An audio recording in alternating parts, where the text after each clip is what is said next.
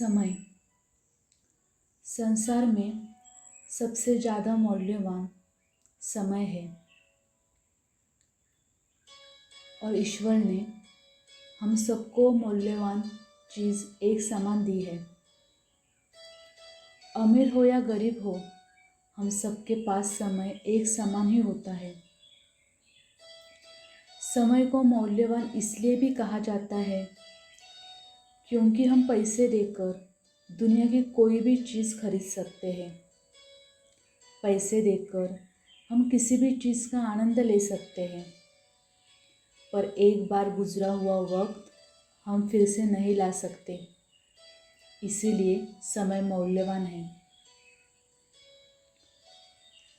समय का महत्व पता होना और समय का अपने जीवन में सदुपयोग करना, ये दो अलग अलग बातें हैं। समय का महत्व तो हम सब जानते हैं, पर जिस दिन हम समय का सदुपयोग हमारे जीवन में करेंगे, उस दिन से हमारे जीवन में हमें काफ़ी अच्छे बदलाव दिखने मिलेंगे। हम में से अधिकतर लोग निराशामय ज़िंदगी जीते हैं। अधिकतर लोग इस इंतज़ार में रहते हैं कि उनके जीवन में कोई अच्छा समय आएगा, एक ऐसा समय आएगा जो उनकी ज़िंदगी बदल देगा। पर समय कभी अच्छा या बुरा नहीं होता है। हमारे गलत निर्णय समय को हमारे लिए बुरा बनाते हैं और हमारे अच्छे निर्णय समय को हमारे लिए अच्छा बनाते हैं। वो कैसे बनाते हैं, ये मैं आपको एक कहानी के साथ बताती हूँ। प्रकाश और विजय दो भाई थे। दो सगे भाई होने के बावजूद उन दोनों के स्वभाव में बहुत अंतर था। दोनों भाइयों का अपना अपना अलग कामकाज था और दोनों भाई अपने अपने क्षेत्र में बहुत अच्छे पैसे कमा भी रहे थे। उन दोनों का जीवन अच्छे से व्यतीत हो रहा था, पर उनके गलत निर्णय के वजह से जल्द ही एक समय ऐसा आया जब उनके खाने तक के लिए भी पैसा नहीं था। दो भाइयों में से जो प्रकाश था, वो सोच समझकर पैसा खर्चा करता था। ऐसी जगह पैसे खर्च करता था वहाँ से कुछ अच्छा होने की संभावना हो। प्रकाश अपने शौक पूरे करता था, और वो शौक पूरे करते वक्त वो शौक अपने जीवन का नुकसान तो नहीं ना करेंगे, ये भी वो सोचता था। प्रकाश ने अपने भविष्य के लिए भी सोच कर रखा था।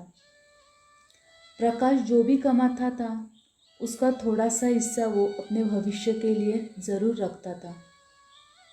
उसके पास बहुत संपत्ति थी, फिर भी वो काम करना नहीं छोड़ता था। वो कुछ न कुछ कर्म करता ही रहता था। उसके इस स्वभाव के वजह से उसके ज़िंदगी में कभी दिक्कत नहीं आई। अब बात करेंगे विजय की। विजय का कारोबार प्रकाश के कारोबार से कहीं ज़्यादा बड़ा था, पर विजय ने अपने ज़िंदगी में बहुत सारे गलत निर्णय लिए। विजय हमेशा पैसे खर्चा ही करता रहता था। विजय के शौक़ बहुत बड़े थे और उसके शौक़ के चलते विजय को शराब पीने की लत भी लग गई। विजय ने अपने भविष्य के लिए कुछ भी नहीं रखा था। विजय को उसके दोस्त भी खराब मिले, ऐसे दोस्त जो विजय को गलत कारण बताकर पैसे लूटते थे। और एक समय ऐसा आया जब विजय को लगा अब मुझे काम करने की क्या ज़रूरत है, क्योंकि मेरे पास तो अब बहुत पैसा है। पर गलत संगत और गलत निर्णय के वजह से विजय का कारोबार बंद हुआ। फिर विजय ने बहुत लोगों से कर्जा लिया और कारोबार को फिर से शुरू किया। अब विजय और मेहनत करने लगा। एक दिन विजय जब हिसाब किताब कर रहा था, तब उसको यह बात दिखी कि वो कारोबार में जितना कमा रहा है उतना उसका सारा पैसा कर्जा चुकाने में जा रहा है। जो दोस्तों को वो बिना बात के पैसे बांटता फिरता था, वही 3 दोस्तों ने आज उसको भारी ब्याज पर कर्जा दिया था। विजय जितना कमाता था सब कर्जा देने में ही चला जाता था। विजय को हिसाब करते वक्त अपने गलती का एहसास हुआ। अब आप ही बताइए कि प्रकाश के अच्छे समय का जिम्मेदार कौन है और विजय के बुरे समय का जिम्मेदार कौन है। उन दोनों ने जो निर्णय लिए वही उनके सुख दुख के कारण है, जिम्मेदार है।